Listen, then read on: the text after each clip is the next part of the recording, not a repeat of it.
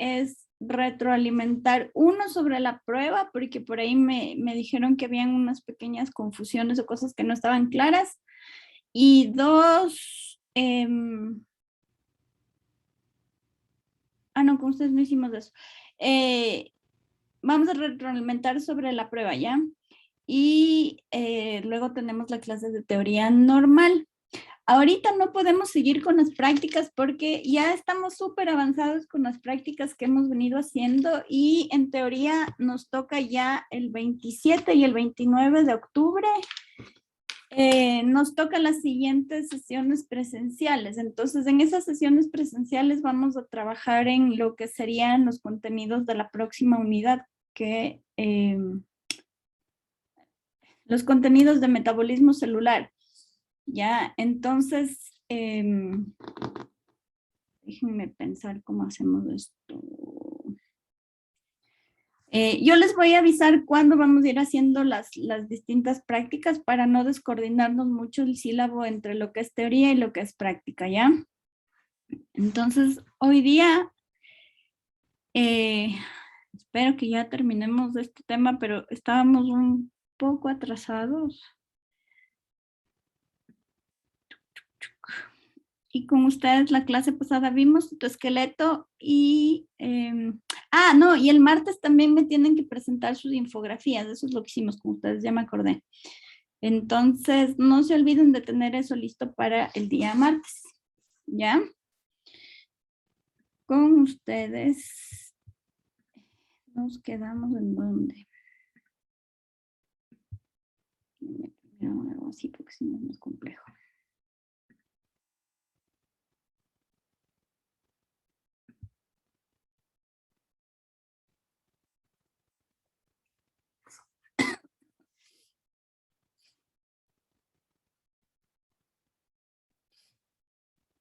Ya, aquí.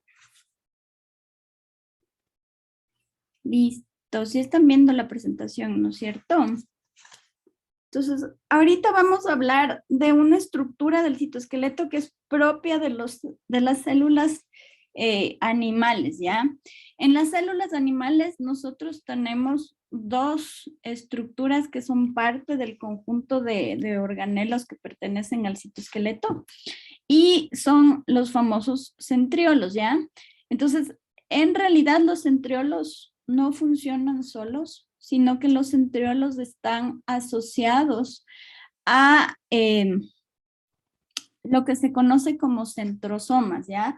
Estos centrosomas son los centros organizadores de microtúbulos y tienen ese nombre porque básicamente alrededor de los centriolos tenemos lo que se conoce como material pericentriolar y entonces el conjunto de los centriolos más del material pericentriolar constituye lo que conocemos como centrosomas, ¿ya?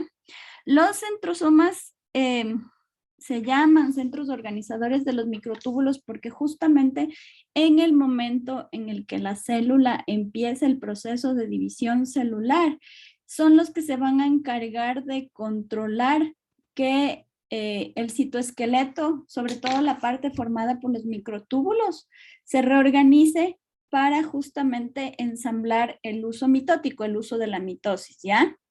Entonces, los centriolos para poder cumplir esa función tienen una estructura súper particular. Cuando ustedes ven los esquemas normales de las células, ¿no es cierto? Solamente se les dibujan como dos conjuntos de tubitos, ¿no es cierto? Que están puestos como transversalmente el uno junto al otro, pero en realidad la estructura es mucho más compleja, ¿ya? Si bien sí son como unas estructuras cilíndricas de más o menos 0.2 micrómetros de diámetro y más o menos del mismo largo, los centriolos están formados de un arreglo particular de microtúbulos, de fragmentos de microtúbulos, ¿ya? Entonces, los fragmentos de microtúbulos que miden justamente 0.2 micrómetros de diámetro, lo que van a disponerse es justamente alrededor de un eje central, ¿ya? Se van a disponer como en un copito de nieve con 9 puntas, ¿ya? Entonces, cada una de estas puntas está formada por 3 túbulos, ¿ya? El túbulo A, que es como el más interno al túbulo B y el túbulo C, ¿ya? Y de estos túbulos que van a formar, ¿no es cierto?, cada una de las aristas del centriolo, solamente el túbulo A, el que está más al interior, es un túbulo completo, ¿ya? El que está más al exterior, perdón. De ahí, los otros 2 túbulos, el túbulo B y el túbulo C, son unos túbulos que están conectados a los radios centrales para justamente formar esta estructura que transversalmente se ve como un copo de nieve. Y también el túbulo C está conectado a el túbulo A de la siguiente arista, ¿ya? Entonces, con esta configuración espacial es que los centriolos logran mantener este conjunto de túbulos cohesionados para formar justamente los centriolos, ¿ya? Entonces, estos centrosomas, o sea, los centriolos más el material pericentriolar, son los que entonces van a encargarse, ¿no es cierto?, de coordinar o dirigir la organización de los haces, ¿no es cierto?, de microtúbulos durante la división celular, ¿ya? Entonces, eso es lo que hacen durante la división celular, durante la fase de la célula en la que la célula no está en división, o sea, durante la interfase. En cambio, a partir de los centriolos, ¿no es cierto?, se va condensando el material pericentriolar y también en los centrosomas así formados, ¿no es cierto? A partir de ellos es que se irradia un poco la red de microtúbulos dentro de la célula. Entonces, en interfase también se encargan, como quien dice, de organizar la red, pero solamente la de microtúbulos, ¿ya? Durante la mitosis, cada uno de los centriolos va a migrar, ¿no es cierto?, hacia va a migrar hacia los polos de las células que se van a, que se van a formar a las células hijas, ¿no es cierto? Y entonces a partir de el movimiento de los centriolos, ¿no es cierto?, se van a ir extendiendo las fibras de microtúbulos del citoesqueleto y entonces estos forman como 2 núcleos que se van separando para que estos haces como un telar, ¿no es cierto?, se vayan formando, ¿ya?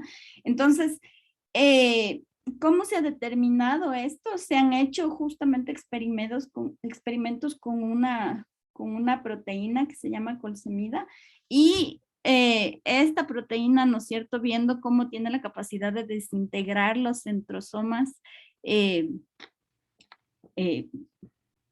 y de esta manera impedir que cumplan con sus funciones, se ha logrado determinar exactamente qué es lo que hacen, ¿no es cierto?, en las distintas fases de la división celular.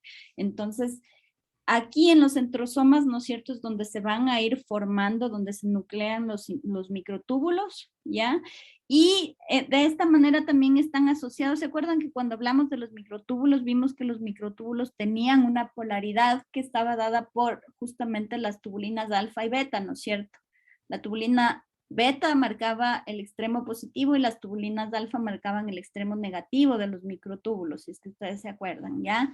Entonces, los centriolos se van a asociar a los microtúbulos en el extremo beta, donde el microtúbulo tiene en ese extremo una tubulina alfa, ¿ya?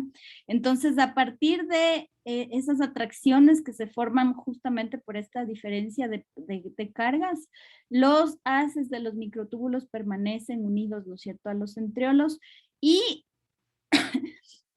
los haces de microtúbulos que se van formando, ¿no es cierto?, continúan extendiéndose por el extremo que no está unido a los centriolos y se van uniendo, ¿no es cierto?, las tubulinas alfa y beta en función de el orden este que siempre vamos a mantener, ¿no es cierto?, una alfa, una beta, una alfa, una beta, una alfa, una beta.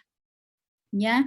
Hay una cosa súper importante y es que hay algunas células animales, como por ejemplo los ovocitos de ratón, que sí carecen de centrosomas, o sea, no es algo que es propio o sea, si bien es propio de las células animales, no están presentes en todas las células animales, pero de todas maneras en estas células, al igual que en los otros tipos de células que no tienen centriolos como las células vegetales o los hongos, eh, hay estructuras análogas que se encargan justamente de organizar, ¿no es cierto?, la formación del uso en la mitosis y en la meiosis, ¿ya?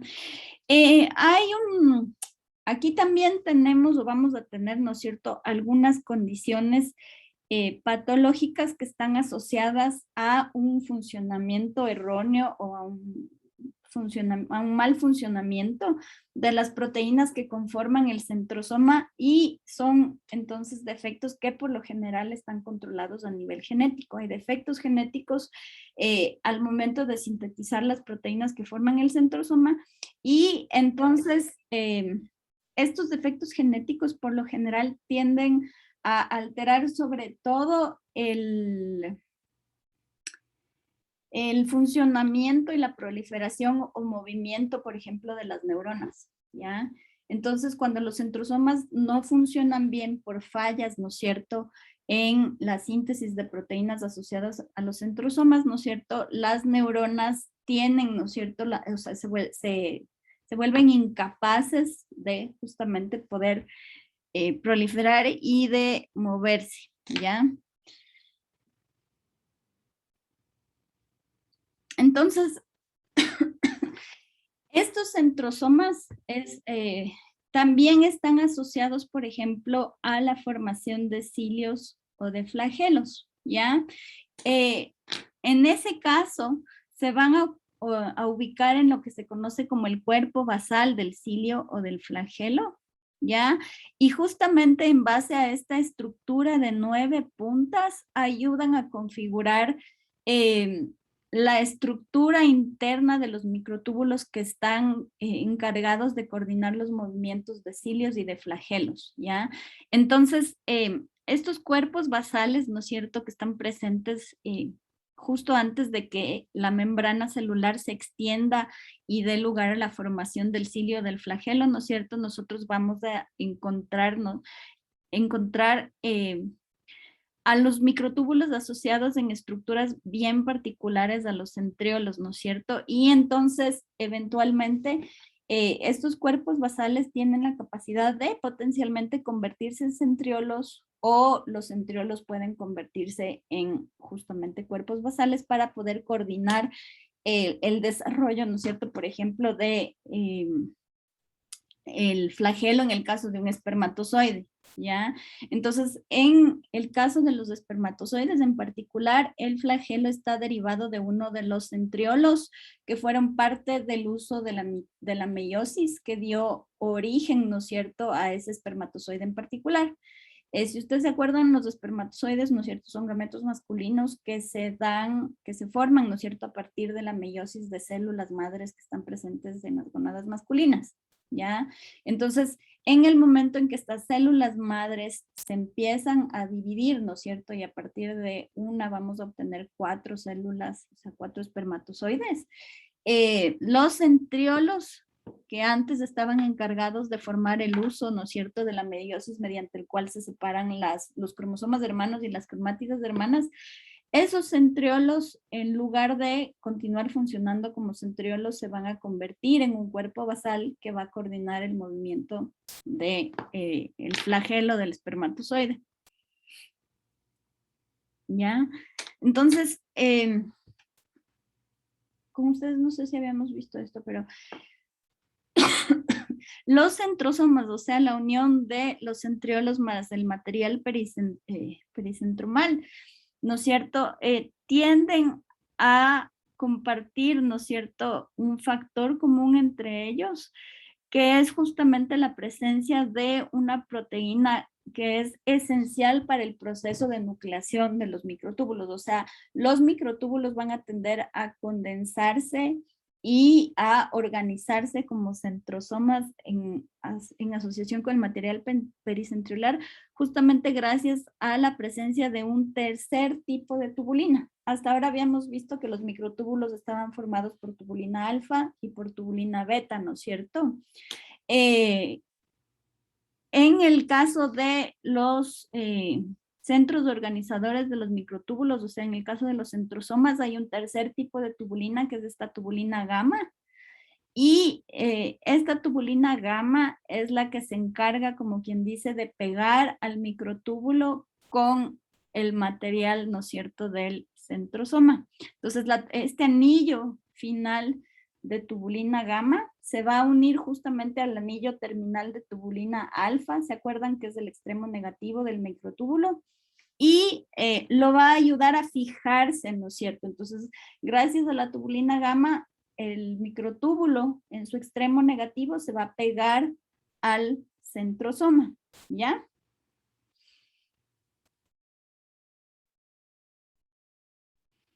Entonces, para terminar ya con este tema de los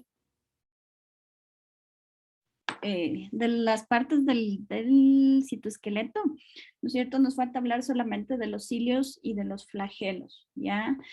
En el caso de las distintas células, ¿no es cierto? Va a depender de qué tipo de célula sea para que los cilios y los flagelos cumplan distintas funciones. Entonces, si ustedes se acuerdan y tuvieron chance de ver la placa del paramecio,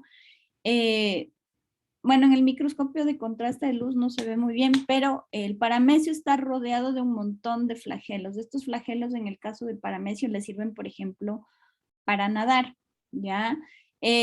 Yo creo que Miguel era el que tenía una placa donde había una cosita que se movía en el laboratorio, ¿no es cierto? ¿Tenía cilios o tenía flagelos? ¿Te acuerdas? Tenía Tenía dos, flagelos, ¿no es cierto? ¿Cuántos tenía? dos tenía. Dos, ¿no es cierto? Esa es una de las diferencias principales entre cilios y flagelos. Cuando hablamos y diferenciamos entre cilios y flagelos, generalmente hay una diferencia primero en el tamaño. Los cilios son mucho más cortos que los flagelos, pero también hay una diferencia esencial en el número, ¿ya? Por lo general, como ustedes ven en esta fotito, cuando hablamos de cilios, los cilios están presentes en un número considerable, son bastante abundantes, ¿ya? Cuando hablamos de flagelos, como en el caso de los espermatozoides, hay uno, pero, por ejemplo, en algunos seres que son parte justamente del fitoplancton o del zooplancton, cuando están presentes los flagelos están presentes en números de 2. Esto también pasa en algunas plantas basales a lo largo del árbol filogenético de las plantas. Eh, en las plantas que ocupan las posiciones basales, las que están más relacionadas con las algas verdes, algunas de ellas tienen gametos que tienen la capacidad de nadar o tienen esporas que tienen la capacidad de nadar, y en ese caso estas esporas o estos gametos tienen flagelos generalmente en números de 2, ¿ya? Eh, y hay unas plantas parientes de los helechos que son bien bonitas. Estos dos flagelos suelen ser, ¿cómo se llama?, higroscópicos. Eso quiere decir que cuando hay ausencia de agua, los flagelos están enrollados, pero apenas les cae una gotita de agua, los flagelos saltan como resortes y entonces cumplen la función de ayudar a que los gametos puedan nadar, ¿ya? En las células animales, como en el caso de las células humanas, la función que cumplen la mayoría de los cilios es justamente ayudar, por ejemplo, a desplazar fluidos y partículas que están en suspensión. Entonces, por ejemplo, todo lo que es aparato respiratorio o, por ejemplo, el aparato reproductor femenino, el epitelio está constituido por células ciliadas que ayudan, por ejemplo, a mover, en el caso de las células del sistema respiratorio, por ejemplo, a mover partículas de polvo y la mucosidad, ¿no es cierto? Con los cilios se mueven. En el caso de los oviductos, ¿no es cierto? Los cilios sirven para ayudarle al óvulo, ¿no es cierto?, a migrar desde las trompas hacia el útero, ¿ya? Entonces, estas diferencias en las funciones que van a cumplir están dadas básicamente por la estructura interna que tienen y por los movimientos que tienen. Este es un bichito que se parece un poco a lo que Miguel vio justamente en el agua. Entonces, en este caso, ¿no es cierto?, tenemos dos flagelos y como ustedes pueden ver, el movimiento de estos flagelos es un movimiento un poquito particular, funciona como las patitas de una ranita o como cuando ustedes hacen natación, ¿no es cierto?, y están nadando a pecho. En este caso, ¿no es cierto?, ese movimiento que se hace es un movimiento que está coordinado justamente por la organización de las proteínas que van a formar el interior, el esqueleto, ¿no es cierto?, de los cilios, ¿ya? Entonces, si hacemos un corte transversal, ¿no es cierto?, para ver cómo está constituido un cilio o un flagelo al interior, nosotros vamos a encontrar una organización muy particular de los microtúbulos y si ustedes cuentan cuántos anillos tenemos o cuántos conjuntos de anillos tenemos justamente 9 que corresponden exactamente al número de puntas, ¿no es cierto?, que tenía este copito de nieve, que es la estructura de los centriolos, ¿ya? Entonces nosotros vamos a tener 9 anillos, ¿no es cierto?, que están dispuestos para formar un cilindro y estos anillos que están dispuestos así de esta manera están asociados a proteínas motoras. En este caso, estos anillos están asociados a proteínas motoras del tipo de las dineínas, ¿ya? Entonces, cada uno de estos núcleos está formado por, en realidad, un par de anillos, ¿ya? Entonces, cada uno de estos núcleos está formado por un par de anillos. El uno empieza por tubulinas alfa, el otro empieza por tubulinas beta y asociado, ¿no es cierto?, a uno de los anillos tenemos las proteínas motoras, las dineínas, que se van a conectar con el anillo siguiente, ¿ya? Entonces, los anillos van a estar siempre interconectados entre ellos y básicamente el movimiento se va a dar porque las cabezas de dineína van a migrar, ¿no es cierto?, pegadas al un par de microtúbulos, van a migrar sobre el anillo del siguiente microtúbulo, ¿ya? Van a caminar sobre este anillo, ¿ya? Entonces, en este caso, ¿no es cierto?, tenemos además un par central de anillos formados, ¿no es cierto?, también por tubulina. Entonces tenemos un par central de microtúbulos que tienen la capacidad también de, en este caso, permanecer juntos y estar asociados, ¿no es cierto?, a unas espigas radiales que salen de los pares de microtúbulos, ¿ya? Esa es la estructura. Entonces, aquí está puesto de manera esquemática, pero estas espigas radiales sí se pueden ver en esta microfotografía que tienen aquí y también se pueden ver estos brazos de dineína, ¿no es cierto?, que conectan este anillo de este par de microtúbulos con el siguiente anillo sobre el cual van a ir migrando, ¿ya? Entonces yo les voy a poner, dime, Karen. Profe, ¿cómo dijo que se producía, por qué se producía el movimiento ahí en esa, Porque en el... porque verás, entonces las moléculas de dineína van a estar fijas, digamos, las que están asociadas a este microtúbulo van a estar fijadas a este anillo de aquí, están fijas, no se mueven, ¿ya? Se pegan, ¿se acuerdan que las dineínas se pegaban con una proteína especial? ¿Ya? Y eso les mantenía unidas a lo que tiene que moverse, ¿ya? Luego tienen las cabezas sí son móviles y las cabezas necesitaban recibir energía del ATP para ir moviendo, ¿no es cierto?, las patitas, ¿ya?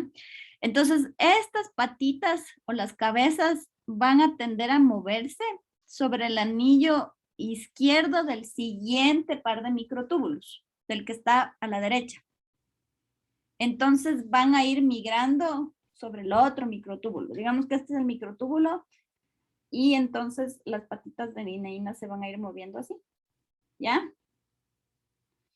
Entonces aquí creo que este video que está aquí, creo que tiene eso. Oh, mirar en YouTube. Denme chance. Me avisan si se ve el YouTube. ¿Sí lo ven? Sí, profe. Ya.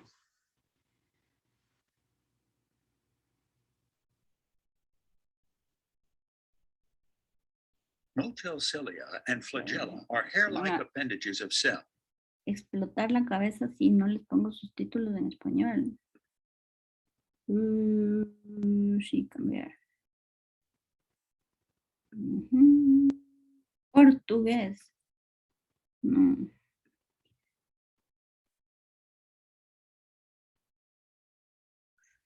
Solo está en portugués. ¿Cómo le hacen al portugués? Mejor en inglés, profe. Ya. Espérate, déjame ver. No sé por qué no me deja eso ya. No. Traducción automática, eso. Español. Ya.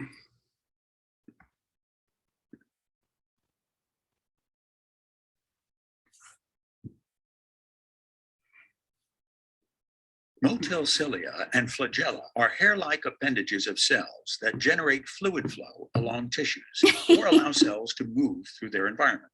To better understand how these appendages generate motility, we flash froze sea urchin sperm cells while their flagella were actively beating, and then directly visualize the molecular machines inside the flagella through cryo-electron tomography. Thousands of motor proteins, called dyneins, are arranged regularly along the microtubule scaffold. Through classification, we identified several different functional states of the dyneins as they step along the microtubules. We demonstrate a detailed stepping mechanism. From the relaxed post-power stroke state, the dyneins release from the microtubule, swing forward, and rebind to the microtubule. During the power stroke, the cargo is pulled forward by the action of dynein. As long as ATP is present, dyneins continue to walk along the microtubule. However, if dyneins receive inhibitory signals, they can be kept in intermediate states that resemble the post-power stroke state, leaving them unable to generate motion. Our direct visualization of specific dynein conformations on either side of the flagella suggests a switch inhibition mechanism generates the flagellar beat. As one side is inhibited, the other side is active. In our model, regulatory signals result in inhibited dyneins on one side. This allows dyneins on the opposite side of the flagella to walk along the microtubules. Molecular linkers resist this sliding, which causes the flagellum to bend in one direction. By periodically switching the side of dynein inhibition, the flagellum alternates the direction of bending, resulting in the typical whip-like motion. The propagation of dynein inhibition in different regions of the flagellar wave along the length of the flagellum leads to the characteristic beating motion. The dynein inhibition may occur in an all or none fashion, similar to an action potential, which could explain how cilia and flagella can switch their bending direction back and forth in less than 1/100th of a second and continue beating for days.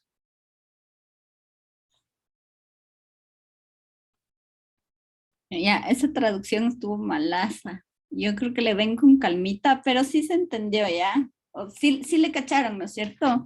Entonces, eso es algo súper nuevo que se ha descubierto acerca del funcionamiento de, en este caso, un flagelo. O sea, como el flagelo, ¿no es cierto?, tiene dos lados. En el un lado, ¿no es cierto?, las dineínas se activan y generan el movimiento, ¿ya? Luego, de manera alternativa, ¿no es cierto?, esas dineínas se inactivan gracias a una enzima y entonces se activan las del otro lado y se mueven las del otro lado. Y esto va sucediendo de manera paulatina a lo largo, ¿no es cierto?, de todo el flagelo. Y eso es lo que va generando, ¿no es cierto?, este movimiento como de ondas. Y ese movimiento es súper similar al movimiento al movimiento que se genera en el momento, no al movimiento, sino es súper similar al mecanismo que controla la activación del potencial, por ejemplo, a lo largo de la membrana de una célula muscular o a lo largo de un axón nervioso, ¿no es cierto? Es algo que va ocurriendo como en cascada y se prende y se apaga a lo largo, ¿no es cierto?, de la estructura que va a generar. Dime el cambio de potencial. Ágata, levantaste la mano. Sí, profe, dijo que se parece a cuál mecanismo, disculpe. Al mecanismo de generación de potencial. Cuando tú tienes un mecanismo de generación de potencial con el que ya deberían estar familiarizados porque vieron en su infografía, ¿no es cierto?, lo de la fibra muscular, son cambios en la polaridad de la membrana porque se activan bombas, ¿no es cierto? Entonces entran y salen iones haciendo que cambie la carga, ¿no es cierto?, de iones que están presentes a ambos lados de la membrana y la membrana se carga, ¿ya? Como la membrana se carga, esto permite que el impulso nervioso o justamente la activación de las células musculares ocurra, ¿ya? Entonces, esto no es algo que va ocurriendo y, por ejemplo, se carga toda la membrana de una, sino que la carga empieza en un punto y va ocurriendo como en cascada progresivamente a lo largo, por ejemplo, de la membrana del axón de la neurona, o va ocurriendo, por ejemplo, a lo largo de la fibra muscular. Entonces se va cargando y a medida que, ¿no es cierto?, el mensaje avanza, es como que donde ya se cargó se descarga y el proceso puede volver a ocurrir. Entonces es algo que va migrando a lo largo, ¿no es cierto?, de un eje. En el caso de los cilios y de los flagelos funciona exactamente de la misma manera, ¿ya?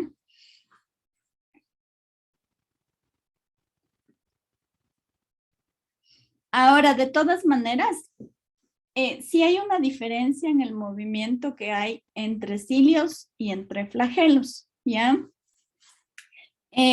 Los flagelos tienden a tener este movimiento, ¿no es cierto?, como en espiral se ven, ¿no es cierto?, más o menos. En cambio, los cilios funcionan más o menos como de manera análoga a los remos en un barco, ¿no es cierto? Para que el barco avance, ¿no es cierto?, generalmente el remo es proyectado hacia adelante y ustedes empujan el agua, ¿no es cierto? Entonces los cilios funcionan más bien con un mecanismo de esa naturaleza, ¿ya? Y esa diferencia en movimiento está dada porque también entonces el mecanismo de activación de las dineínas que se mueven a lo largo de los microtúbulos es ligeramente diferentes, ¿ya? De todas maneras,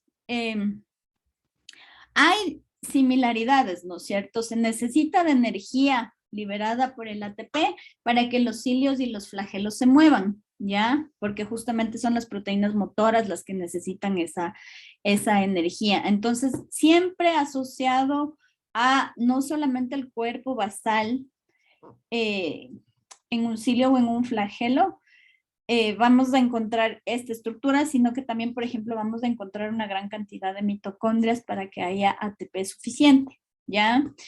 Pero también esas son las similaridades, ¿ya? Las diferencias es justamente primero en el número y en el tamaño, y luego justamente la dirección en la fuerza en la que se van a mover. Entonces, en el caso de los cilios, el movimiento se va a dar de manera paralela a la membrana plasmática, por eso es que parecen remos. Y en el cambio de los flagelos, el movimiento es una fuerza que ocurre perpendicular a la membrana plasmática y por eso se ve justamente este movimiento similar a una hélice, ¿ya?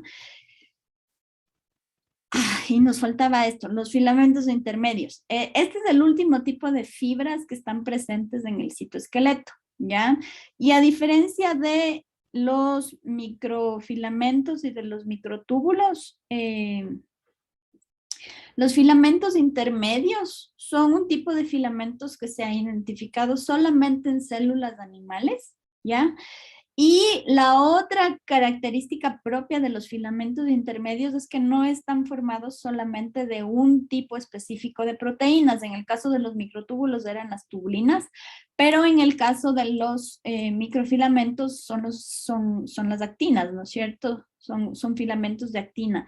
En el caso de los filamentos intermedios, nosotros tenemos, por ejemplo, en el caso de las células de mamíferos, tenemos toda esta cantidad de proteínas formando los filamentos intermedios, ¿ya? Entonces, hay diferencias en la constitución proteica, son súper variables e incluso los filamentos intermedios de distintos tipos de células están presentes en distintos tipos de tejidos. Entonces, por ejemplo, en el caso de las células epiteliales, los filamentos intermedios están constituidos principalmente de queratina. En el caso, por ejemplo, de las células musculares, los filamentos intermedios están constituidos por desmina. En los casos de los astrocitos, ¿no es cierto? Es una proteína que se conoce como la proteína glial, ya me olvidé el nombre en español. Son estas proteínas particulares, pero ya ahorita se me puso en blanco la memoria. En el mismo sistema nervioso, si ustedes ven, ¿no es cierto? Tenemos distintos tipos de células que acompañan a las neuronas y entonces los filamentos intermedios están compuestos por distintos tipos de fibras proteicas, ¿ya? Entonces va a depender del tipo de célula, la constitución proteica que tienen los filamentos intermedios, y entonces estas proteínas están codificadas por más o menos 70 tipos distintos de genes, ¿ya? De todas maneras, sí se pueden clasificar como están en esta tablita, ¿no es cierto? De acuerdo a 5 clases, y esas clases dependen del tipo de células en las cuales estén funcionando, además de las características químicas o inmunológicas que puedan tener estas proteínas, ¿ya? Los filamentos intermedios, si ustedes recuerdan, en realidad lo que yo les mencioné cuando empezamos a hablar del citoplasma, la proporción que ocupa el agua, el citosol en el citoplasma es súper chiquita. El citoplasma está densamente empacado y esa densidad está dada mayormente por la cantidad o por la red de filamentos intermedios que cruzan el citoplasma. Entonces es una gran porción del citoplasma la que está, como quien dice, conectada por estas fibras, ¿ya? Y los filamentos intermedios lo que hacen un poco es como interconectar los otros filamentos del citoesqueleto, interconectan los microtúbulos con los microfilamentos, y eso se da gracias a que hay justamente unas placas proteicas, ¿ya? Que están constituidas por una proteína que se conoce como plectina, ¿ya? Entonces, gracias a la plectina se forman puentes entre los filamentos intermedios y las otras fibras del citoesqueleto. Entonces, aquí tenemos en rojo los microtúbulos, en verde están los filamentos intermedios y entre ellos hay estas como fibras, ¿no es cierto?, que tienen en la mitad la plectina, ¿ya? Entonces, esta plectina es la que les mantiene como cohesionada, ¿ya? Entonces, esta plectina va a tener sitios de unión para, por un lado, los microtúbulos en un extremo y las otras fibras, ¿no es cierto?, en el otro extremo, ¿ya? A pesar de que las proteínas que conforman la red de filamentos intermedios son súper variadas, ¿ya? O sea, están formadas por distintas secuencias de aminoácidos. La mayoría de estas proteínas lo que sí comparte es el mismo tipo de organización estructural y por ende tienden a formar, ¿no es cierto?, ya a nivel tridimensional, ¿no es cierto?, filamentos que tienen una apariencia bastante similar. Y entonces, ¿cómo están organizados los filamentos intermedios? Los filamentos intermedios tienen una organización súper particular. Independientemente del tipo de proteína del que estén formados, ¿ya? los filamentos intermedios van a tener, ¿no es cierto? Primero, igual que las proteínas, ¿no es cierto? Diferentes niveles de organización. Entonces, lo que se conoce como monómeros en el caso de los microfilamentos es esta unidad de aquí que va a estar constituida por varias unidades de las proteínas de las que están formadas, ¿ya? Lo que tienen en común justamente es la estructura. Entonces, a pesar de que las proteínas siempre sean diferentes, ¿no es cierto? Dependiendo del tipo de célula del que estemos hablando, si ustedes se acuerdan, las proteínas están formadas por aminoácidos, ¿ya? Entonces, Britney, ¿me puedes decir cuál es la estructura de un aminoácido? ¿Cómo están formados los aminoácidos?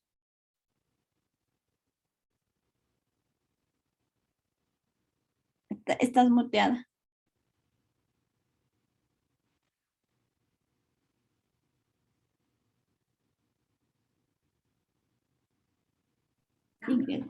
Ya, no me dejaba abrir el micrófono.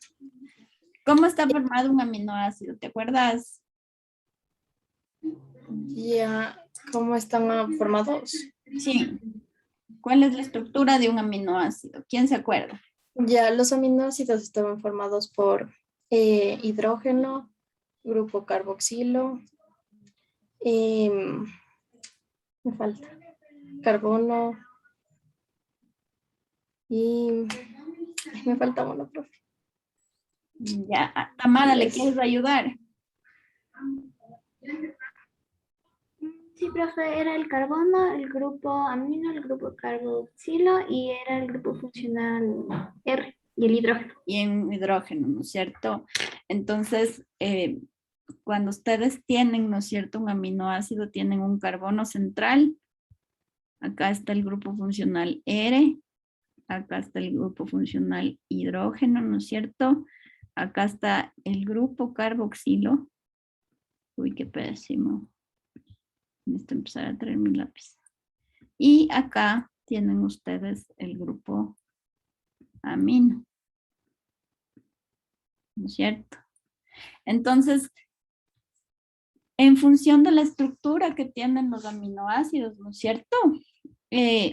Los monómeros que van a conformar los filamentos intermedios pueden tener varias proteínas formando, ¿no es cierto?, este monómero. Lo importante aquí es que entonces siempre un monómero va a iniciar con el grupo amino de un aminoácido y va a terminar con el grupo carboxilo del último aminoácido, ¿ya? Entonces también tienen una polaridad, si se dan cuenta, ¿no es cierto? Vamos a tener este extremo con el grupo amino y el otro extremo con el grupo carboxilo, ¿ya? Entonces, siempre independientemente de cuál sea la secuencia de aminoácidos que está constituyendo las proteínas que conforman el monómero, tenemos, ¿no es cierto?, esta polaridad, ¿ya? Luego, lo que va a ocurrir para formar un filamento intermedio es que dos monómeros se van a juntar y se van a enrollar el uno alrededor del otro, como están hechos los hilos más o menos, ¿no es cierto? Se van a enrollar. Y después de eso, en un tercer nivel de organización, dos dímeros se van a juntar, pero lo interesante aquí es que en el dímero, los dos hilitos que conforman el dímero tienen la misma polaridad. En el momento en que dos dímeros se van a unir para formar un tetrámero, ahí sí, el un dímero está en el un sentido y el otro dímero está en el otro sentido. Entonces, el un dímero tiene acá el extremo del grupo amino y el siguiente tiene acá el extremo del grupo carboxilo, ¿ya? Y así se van a enrollar entre los dos para formar el tetrámero, ¿ya? Entonces, aquí, ¿no es cierto?, se produce un cambio en la polaridad en este tercer nivel de organización y luego, después de esto, hay un cuarto nivel de organización en donde los tetrámeros se van a ir ubicando uno detrás del otro, ¿ya? Para ir formando unas varillas, ¿ya? Y luego estas varillas se van a juntar entre ellas para justamente formar un filamento intermedio. ¿Esto está claro? Entonces tienen una organización súper particular, independientemente de cuáles sean las proteínas que van a constituir los monómeros, esas proteínas siempre se van a organizar de la misma manera. Entonces no importa si esto es queratina o si esto es alguna de las proteínas que forma los microfilamentos de las células nerviosas, siempre se van a organizar así, como está puesto aquí, ¿ya? Solo déjenme borrar esto antes de pasar a la siguiente diapositiva, porque si no se queda.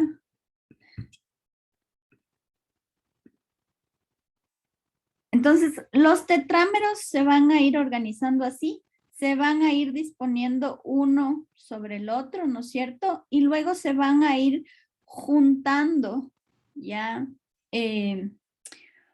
8 tetrámeros para justamente formar un filamento que de diámetro tiene más o menos, que de largo se van a juntar 8 para formar una estructura que tiene más o menos unos 60 nanómetros de largo, ¿ya? Y entonces estas se van a ir asociando entre sí para justamente formar un filamento intermedio que pueda tener una estructura más o menos alargada, ¿ya? Entonces, estas se van a ir uniendo entre ellas también, ¿ya? Ahora, hay una cosa súper importante y es que a diferencia del funcionamiento de microtúbulos desde microfilamentos, el ensablamiento de los filamentos intermedios es un proceso que no necesita de la intervención directa de energía. ¿Se acuerdan en el caso de los microtúbulos y de los microfilamentos? Se necesitaba siempre energía. Si no había energía, no había ni ensamble, ni desensamble y no había movimiento, ¿no es cierto? En cambio aquí, los filamentos intermedios tienen la capacidad de ensamblarse o desensamblarse independientemente de que haya o no energía, ¿ya? Al final del día, como hay una alternancia de la polaridad de las fibras que van a formar los tetrámeros, eso tiene una consecuencia y es que finalmente los filamentos intermedios también tienen otra diferencia con los otros dos tipos de fibras, y es que entonces no tienen una polaridad porque están formados por fibras que van alternando, ¿no es cierto?, la polaridad en el momento de formar los tetrámeros. Entonces se vuelven como unas estructuras neutras desde el punto de vista de hacia qué lado están orientadas, no importa mucho, ¿ya? Ya. También esta falta de polaridad tiene una consecuencia súper importante en el momento de ensamblar y desensamblar, ¿ya?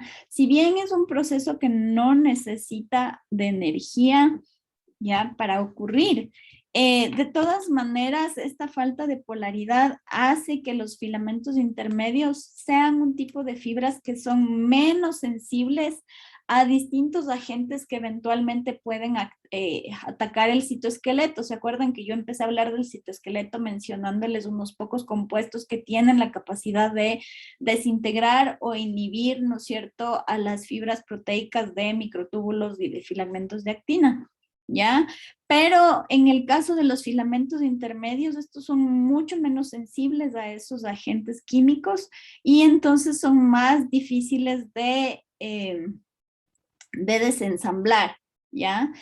Su ensamblaje y su desensamblaje no dependen del ATP o del GTP, que son las principales fuentes de energía, pero de todas maneras también son procesos que están controlados por fosforilación o desfosforilación de las unidades, ¿ya? O sea, hay transferencia de grupos fosfato, pero en este caso esos grupos fosfato no provienen de moléculas que están generalmente asociadas a la provisión de energía, ¿ya? Entonces nosotros, como les mencioné al inicio, vamos a tener distintos tipos de proteínas formando los filamentos intermedios. Cuando los filamentos intermedios están formados de queratina, esto generalmente ayuda a mantener la estructura de todo lo que son células epiteliales en el cuerpo. Entonces puede ser la epidermis, pueden ser también en los hepatocitos, pueden ser en las células, en algunas células del páncreas, ¿no es cierto? Vamos a tener haces de queratina, ¿no es cierto?, formando parte de la red de filamentos intermedios. También, por ejemplo, en el caso de las células nerviosas, ¿no es cierto?, estas van a tener algunas proteínas dependiendo del tipo de células, ¿no es cierto? Pero en este caso, la red de filamentos intermedios es una red un poquito menos densa y son un poquito más flojos, ¿ya? Esta red, estos haces son un poco más flojos para justamente darle algo de, ¿cómo se llama?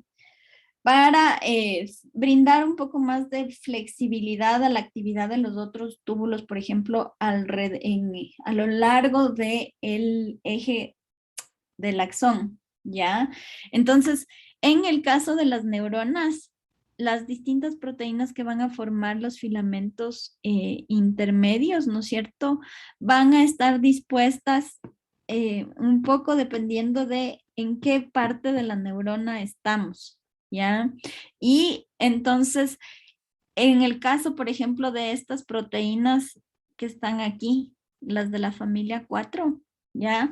Estas proteínas constituyen los brazos laterales, ¿no es cierto?, que justamente corren a lo largo del axón y entonces permiten, ¿no es cierto?, con esa flexibilidad que tienen, que el axón, ¿no es cierto?, a pesar de que puede crecer, tenga una cierta forma que se mantiene constante, ¿ya? Hay, por ejemplo, algunos desórdenes que están relacionados a un funcionamiento inadecuado, por ejemplo, de la proteína de esta NF, ¿ya? Cuando tenemos la enfermedad de Parkinson, esta proteína, ¿no es cierto?, tiende a agregarse y entonces lo que hace es bloquear el transporte, o sea, la conducción de la señal a lo largo de los axones, ¿ya? Esta proteína va a bloquear el paso de la señal a lo largo del axón, lo que al final del día termina, ¿no es cierto?, con muerte de las neuronas. ¿Ya? Esta parte de los microfilamentos, que es lo que nos faltaba, vamos a revisar después de que ustedes presenten sus infografías acerca de la célula muscular, ¿ya? Entonces vamos a dejar aquí la clase del día de hoy y el martes retroalimentamos la prueba, presentan sus infografías y continuamos con esto después, ¿ya? Listo, chicos. Quedan libres por el día de hoy.